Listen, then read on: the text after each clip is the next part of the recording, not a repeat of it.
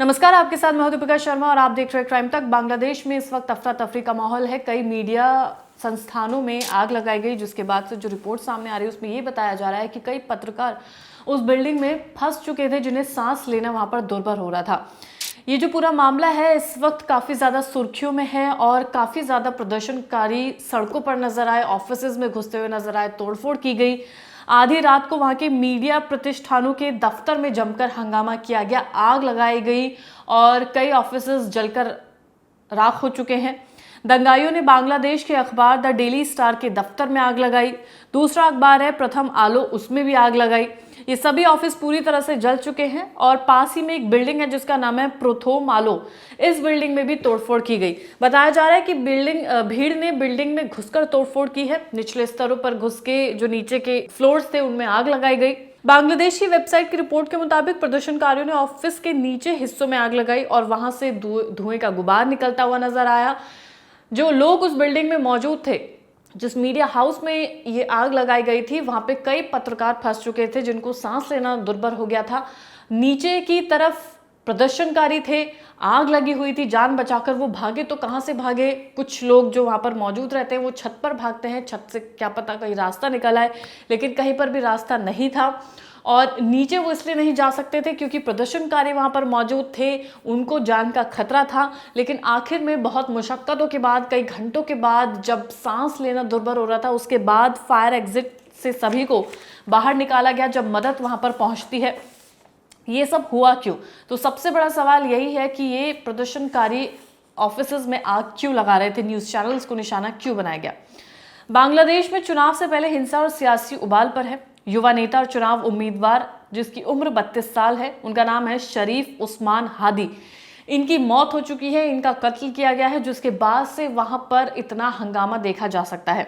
हादी को सिर में गोली मारी गई थी, जिसके बाद से उन्हें हॉस्पिटल ले जाया जाता है, लेकिन वहां पर उन्हें रेफर किया जाता है दूसरे हॉस्पिटल। उन्हें एयरलिफ्ट कराया जाता है, जिसके बाद उन्हें सिंगापुर ले जाया जाता है, जहां पर उनका बेहतर इलाज हो सके। लेकिन वहां पर उन्हें कुछ दिन तक वो सरवाइव करते हैं, लेकिन फिर उन्हें मृत घोषित कर दिया जाता है। ये प्रोटेस्ट आगजनी इसलिए है क्योंकि लोगों की मांग है कि हादी के हत्यारों को जल्द से जल्द पकड़ा जाए।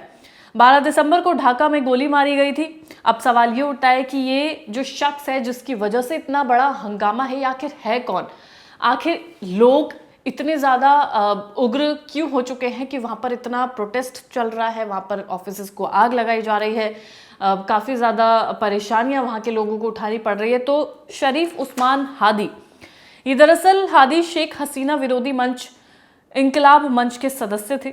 वो आगामी फरवरी में होने वाले आम चुनाव के उम्मीदवार थे। वो ढाका की 8 संसदीय क्षेत्र से चुनाव लड़ रहे थे।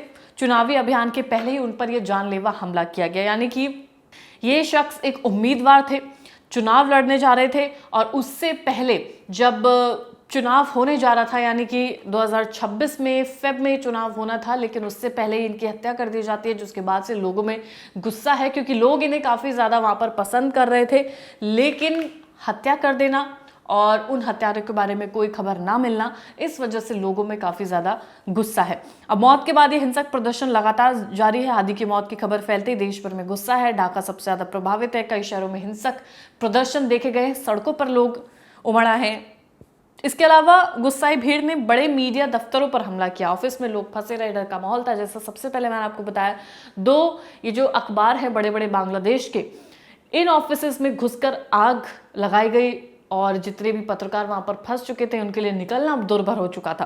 प्रदर्शनकारियों ने सड़कें जाम कर दी हैं, जमकर तोड़फोड़ की है, आगजनी की है, हादी के समर्थन में नारेबाजी की गई है।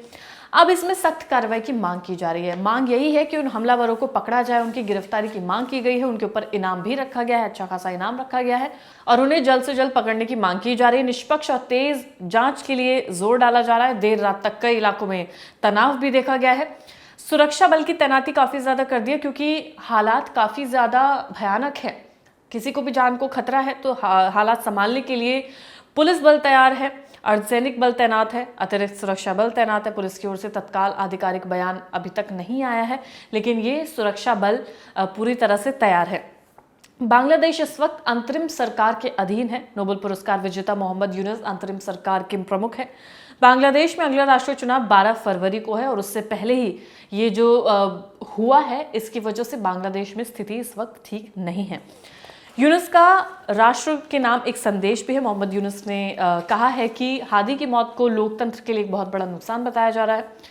जनता से शांति बनाए रखने की उम्मीद की जा रही है। उन्होंने कहा है कि इस वक्त अगर निष्पक्ष चुनाव की मांग है लोगों को, तो उसके लिए शांति बनाए रखना जरूरी है, वरना निष्पक्ष चुनाव कमजोर हो सकते हैं। इसलिए सबका सहयोग जरूरी है। निष्पक्ष और पारदर्शी जांच का भरोसा इन्होंने पब्लिक को दिया है। इसके अलावा उन्होंने राजकीय शोक का ऐलान किया है। अंतरिम सरकार ने शनिवार को राजकीय शोक घोषित किया है।